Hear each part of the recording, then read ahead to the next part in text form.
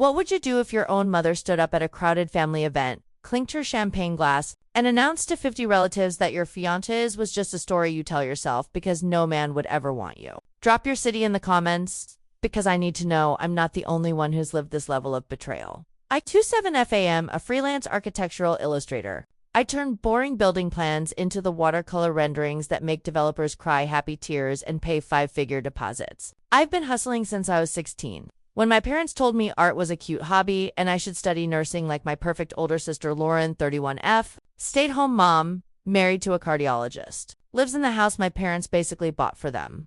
Growing up, every Christmas I got the secondhand American Girl doll Lauren had outgrew while she got the new one still in the box. My birthday cakes came from the grocery store discount rack. Hers were custom fondant masterpieces. My college fund, zero Lauren's. Fully paid plus a new BMW on graduation day. Grandma Rose saw it all. Every time they dismissed me, she slipped me another $500 in a card that said, "For your beautiful buildings." Rosie, by the time I was 24, Grandma had quietly transferred $87,000 into an account only she and I knew about. She made me promise not to tell my parents until you're standing on your own 2 feet, sweetheart.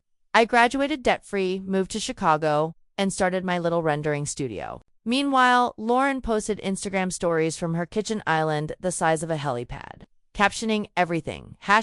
#blessed. Fast forward to April this year. My cousin Becca's engagement party at the country club my parents have belonged to since before I was born. I'd been dating Julian, 34 meters, for 14 months. He's a partner at a sustainability-focused architecture firm, stupidly handsome, and the kind of man who remembers that I like my coffee with exactly 1 ice cube, so it's never too hot. We got engaged 3 weeks earlier on a rooftop in Lisbon. He proposed with a 2.1-carat oval diamond set in recycled platinum that he designed himself. I posted one blurry hand photo and then went radio silent because I knew what was coming. Sure enough, the family group chat exploded. Mom. Nice Photoshop, honey. Dad, who's the hand model? Lauren? If he's real, where's the ring pic with your face in it, sis? I ignored it.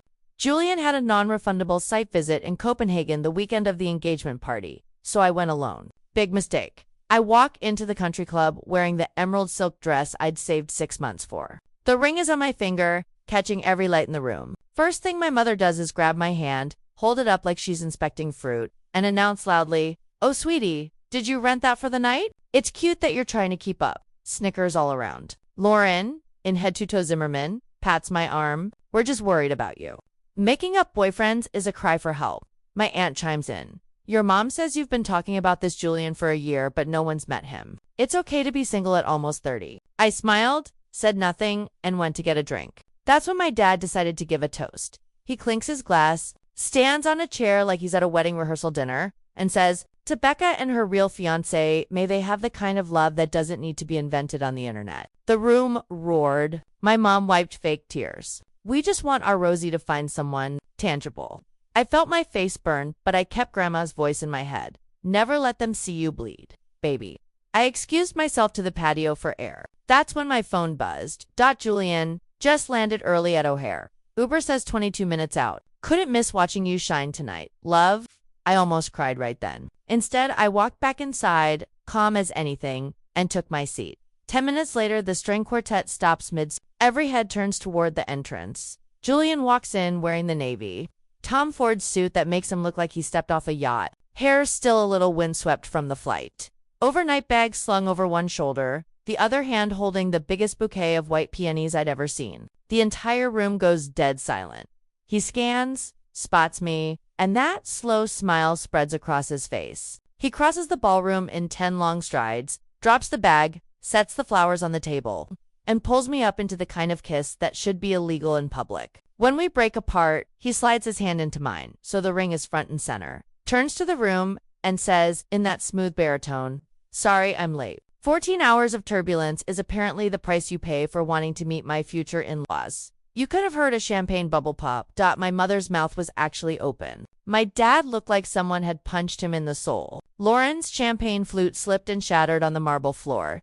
Julian, bless this man forever, just kept going. "Mrs. Harrington, Mr. Harrington, I've heard so much about you." And Lauren, wow, your Instagram doesn't do you justice. He shook my dad's limp hand, kissed my mom's cheek while she stood there frozen, and then turned to the crowd. "I'd love to steal my fiancé for the first dance if the quartet doesn't mind." He didn't wait for permission, just led me to the center of the floor while the musicians scrambled to start something slow. As we swayed, I finally let the tears come, happy ones this time.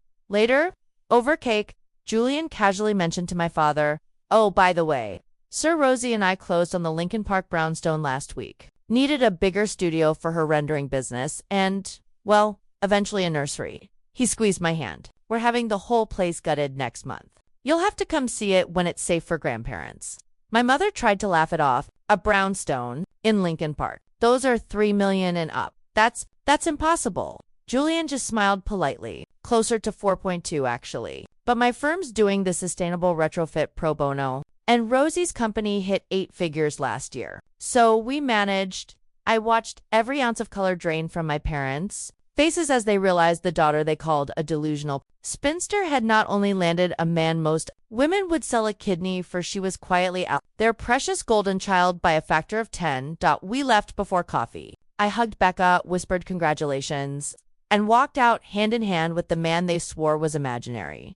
2 days later, I went full no contact. Blocked him on everything, changed my number, had all mail forwarded to a P.O. box. Julian's lawyer, because of course he has a shark on retainer, sent a very polite cease and desist when my mother tried to show up at my new gated property screaming that I was ungrateful. Lauren's husband left her 6 weeks later when he found out the family money he thought he married into didn't actually exist for her either. Last I heard, she's waitressing at the same country club that hosted the engagement party, wearing the same fake smile she used on me. Julian and I got married in Positano last month. Grandma Rose walked me down the aisle wearing the biggest grin you've ever seen. My parents weren't invited. They did, however, get the official announcement in the mail with a photo of the 2-carat wedding band stacked under the engagement ring. They insisted was cubic zirconia. Sometimes justice doesn't scream. Sometimes it just shows up in a navy suit, kisses you in front of everyone who ever doubted you, and then buys the house your childhood bullies could never afford. So yeah, that's the story of how my imaginary fiancé became my very real husband and how I finally stopped letting my parents write my narrative. What would you have done in my shoes? And where are you reading this from? I'm curious how far this one travels. Thank you for listening.